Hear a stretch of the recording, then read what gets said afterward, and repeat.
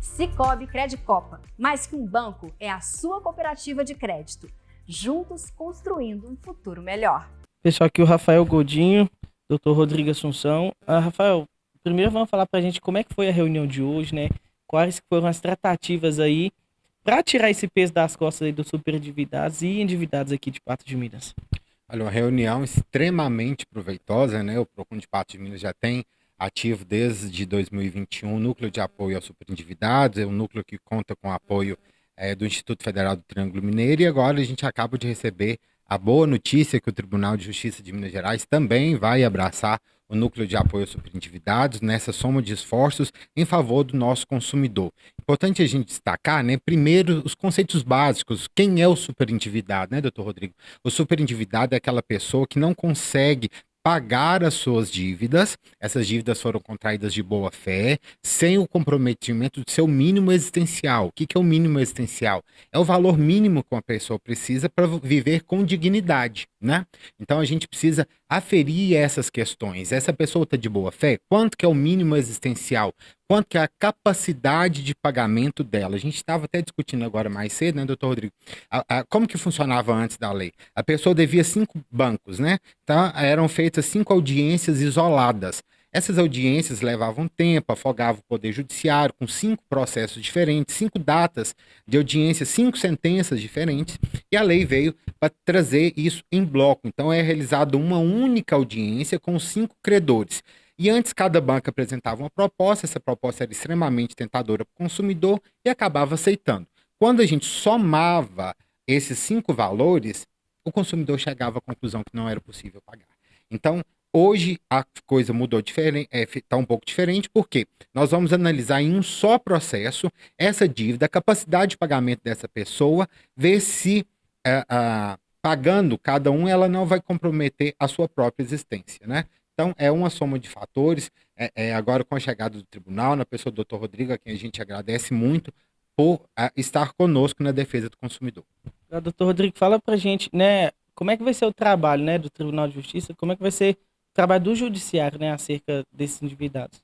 Bom, nós já temos aqui o Sejusc, que é coordenado pelo colega, o Dr. Tenório da Silva Santos, né, e o Sejusc ele já realiza esses atendimentos. No entanto, nós enxergamos aí uma questão que é exatamente de focar, né, o atendimento dessas pessoas de maneira que elas possam efetivamente ser atendidas dentro do contexto do superendividamento. Feito isso, o PROCON, já possuindo essa estrutura, essas audiências prévias, né, porque a lei do superendividamento tem 2 etapas. A primeira etapa é a etapa de conciliação. E nós gostaríamos que essas dívidas, né, fossem resolvidas nessa etapa. Se houver acordo, o acordo é homologado e vai ser cumprido dentro do prazo, que é até 5 anos. Se não houver acordo, aí vem para o judiciário e se determina de forma compulsória, né, o pagamento dentro das possibilidades do devedor e dos créditos, né, existentes. Essa é a ideia, é unificar esforços para evitar essa etapa judicial, que é uma etapa mais demorada, mais longa, que talvez não vai atender o consumidor como pode atender aí a etapa de conciliação. Então, é a realização dessas conciliações pelo PROCON, e nós já até estamos trabalhando datas no mês de novembro para realizar um mutirão, um esforço concentrado de audiências de conciliação dentro desse contexto, né? Reunindo os devedores e todos os credores, é o que nós chamamos, né, de audiência em bloco, para resolver mesmo a situação dos superendividados. Quem pode procurar, doutor? A pessoa que está devendo, o credor, né, para fazer aí o acordo de conciliação? Bom, geralmente os credores são os bancos, né, as instituições bancárias. 99% podemos colocar que são as instituições bancárias, né? Essas geralmente não procuram. Na verdade, o devedor, né, o superendividado é que se encontra numa situação calamitosa, né, e dentro dessa hipótese ele pode procurar tanto o PROCON como também o Sejusc aqui no fórum, e ele vai ser atendido, né, vai ser aferida a sua situação, mas após a realização desse convênio, que nós vamos verificar, já existe um convênio, né, entre o Tribunal de Justiça e o PROCON, mas se for necessário, faremos outro convênio, de maneira que todas essas atermações, quer dizer, quando a pessoa não tem advogado e pode propor no juizado, sejam feitas lá no PROCON, ou o atendimento para conciliação, né? Basicamente isso.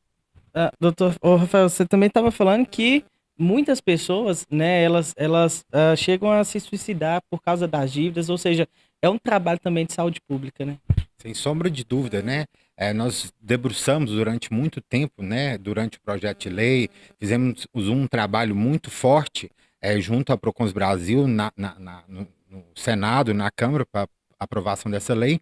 E dentre esses estudos, nós descobrimos que 35%, né? Falando em percentual, da população brasileira está na condição de superendividado, e desse percentual, 1% chega a suicidar. Vamos tomar por base aí Patos de Minas, uma cidade que tem 160 mil habitantes, né? 35% dessa população superendividada, e desse montante de 35%, 1% vem a suicidar. Então a questão é de saúde pública, a questão merece o apoio, né, de todos os órgãos públicos, da iniciativa privada. Quem quiser somar conosco, a OAB esteve aqui hoje, está ciente da necessidade, da importância dessa lei, vai nos ajudar divulgando, preparando seus profissionais para a gente poder dar melhor tratativa para esse consumidor superendividado. O consumidor, né, doutor, que já é reconhecido como vulnerável, né, tem essa fraqueza diante dos fornecedores, na condição de superendividado, ele se torna ainda mais fraco diante dos seus credores. E quais são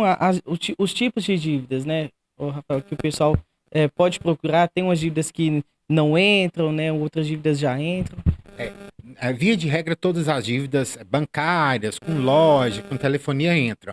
Vou excetuar duas aqui que são mais comuns que não entram, que é o financiamento, né? Financiamento nos bancos públicos, e o FIES, né? Que depende de lei federal também, esse também está excetuado. Mas, via de regra, toda dívida com banco, cartão de crédito, consignado, em lojas, com telefonia, essas todas estão inclusas na Lei de Proteção aos Superendividados.